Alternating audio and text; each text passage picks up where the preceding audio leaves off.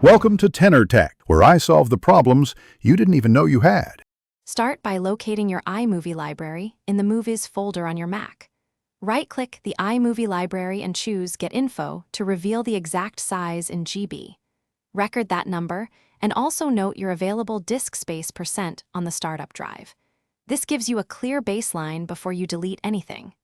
Check older iMovie libraries or backups that may sit in other folders. Identifying the largest files first saves time and prevents accidental loss of important projects. Open iMovie and use file, move library to delete or relocate large media safely. Within Finder, control-click the library and choose Show Package Contents to find render files and original media. Delete render files and optimized media you no longer need. These deletions often free 5 to 20 GB. Export completed projects first to an external 1 TB SSD before removing local originals. Empty the trash afterward to actually reclaim disk space.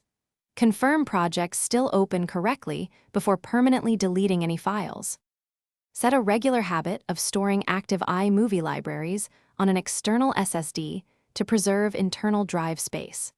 Choose an external drive of at least 1 TB and maintain at least 20% free space on the drive for performance. Archive finished projects to a separate backup drive and exclude those archives from Time Machine to avoid duplicate backups. Regularly empty the Mac trash and verify system storage settings to prevent sudden storage spikes. Finally, run a monthly check and recreate smaller proxy libraries when you need lighter local use. Thanks for watching. Subscribe to keep your life in tune.